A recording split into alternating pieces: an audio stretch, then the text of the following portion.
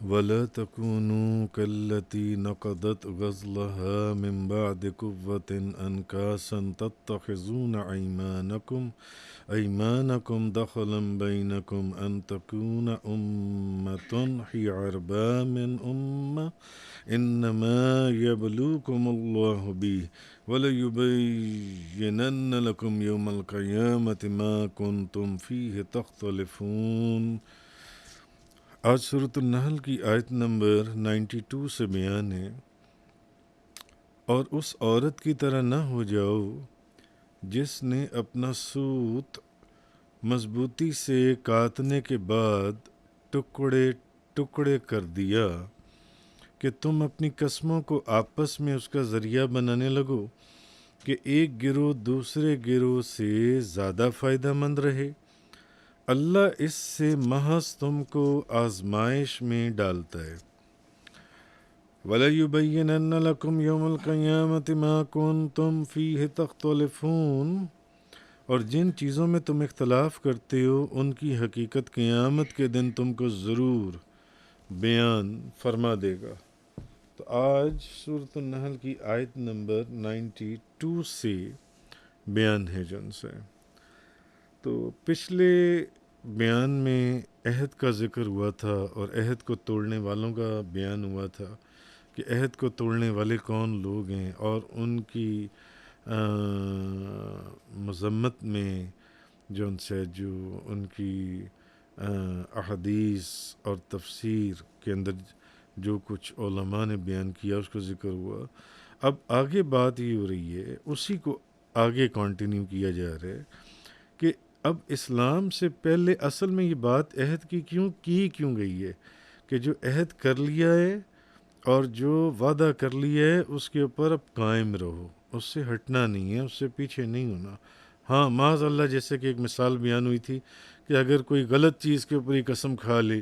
کہ نہیں میں تو نماز نہیں پڑھوں گا یا میں گناہ کا کام کروں گا، تو ایسی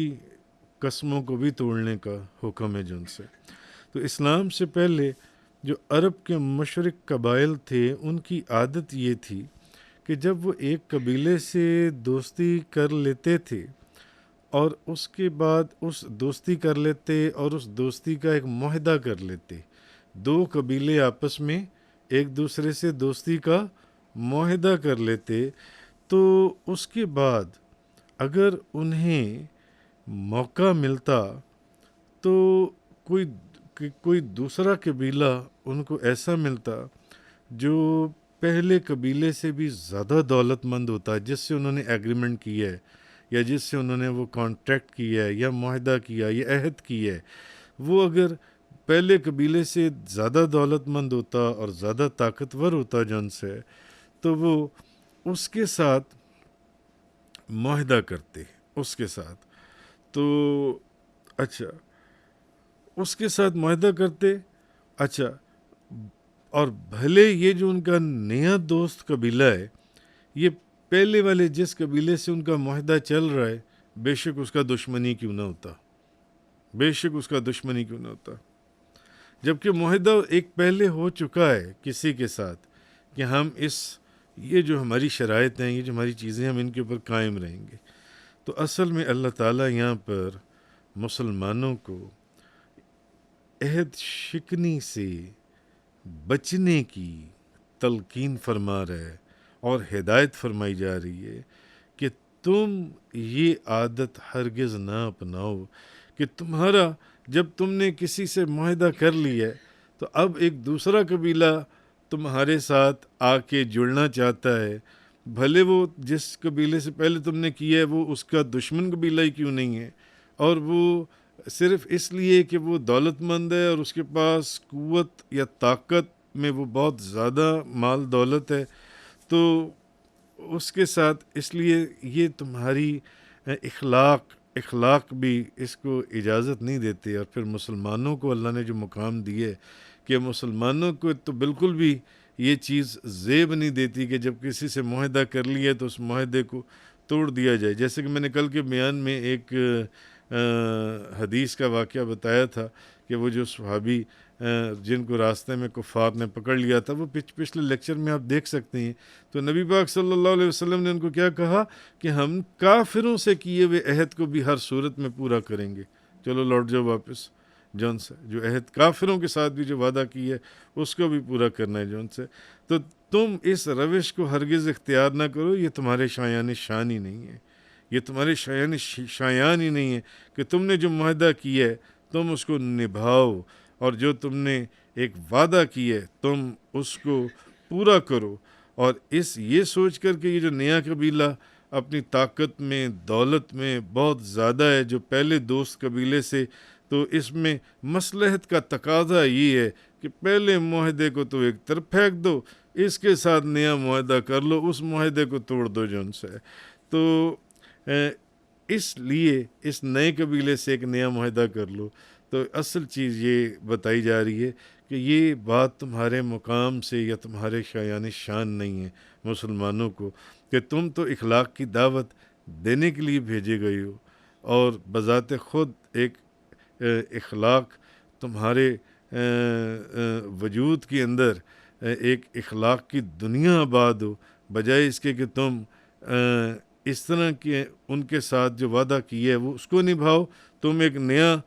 صرف دولت کے چکر میں اور اس کی طاقت کے چکر میں کہ وہ زیادہ طاقتور ہے، یہ بلکہ اخلاق کی پستی کا نام ہے کہ اگر تم ایسا کرتے ہو. نہیں، بلکہ جس سے معاہدہ کیا اس کو پورا کرو، تو اس کو پورا کرنا. تو یہ کہہ کر، یہ سوچ کر کہ یہ وقتی طور پر یہ ایک کیا کہہ لیں وقت کی مناسبت سے ہمیں یہ فائدہ اٹھانا چاہیے، یا اس کو اپنی عقل کی فراست کا نام دے کر اس دھوکے کو تم اپنے اوپر لاگو کر لو کہ نہیں، پہلے معاہدے کو چھوڑو، دفع کرو اس معاہدے کو، پھینک دو، اور یہ طاقتور آدمی اور یہ دولت مند قبیلہ اس کے ساتھ معاہدہ کر لو. تو اگر تم نے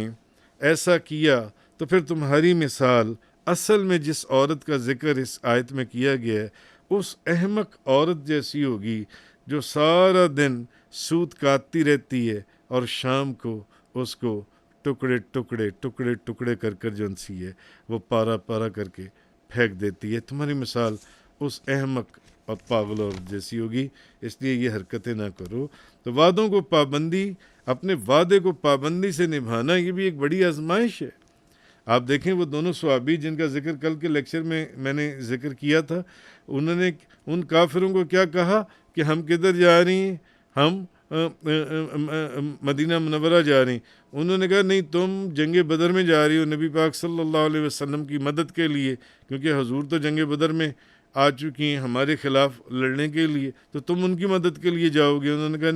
نہیں، ہم مدینہ منورہ جائیں گے. مگر وہ چلے گئے نبی کریم صلی اللہ علیہ وسلم کے پاس میدان بدر میں، اور جا کر انہوں نے حضور کو سارا واقعہ بتایا. تو حضور نے کہا واپس لوٹ جاؤ، ہم کافروں سے بھی جو عہد کیا ہوا ہے ہم اس کو جو ان سے وہ پورا کریں گے. تو یہ وعدوں کی پابندی جو ہے، وعدہ کر اس کے اوپر پابند رہنا، یہ بھی ایک بہت بڑی آزمائش ہے جو ان سی ہے. تو اللہ تعالیٰ اس کا تمہیں حکم دیتا ہے اور تمہیں آزمانا چاہتا ہے اور تمہیں دیکھنا چاہتا ہے کہ اسلام قبول کرنے کے بعد تم اسلام کے تقاضوں کے اوپر پورا اترتے ہو، تمہارے اندر اتنی طاقت ہے یا نہیں ہے. اس لیے اخلاقی پستی کی طرف نہ جاؤ، بلکہ یہ تمہارے شایان شان نہیں ہے. جب تم کسی سے وعدہ کر لو تو پھر اس وعدے کے اوپر قائم رہو، قائم. تفسیر قرآن کا یہ لیکچر انگلش میں سننے کے لیے براہ کرم ڈسکرپشن میں موجود لنک پر کلک کریں.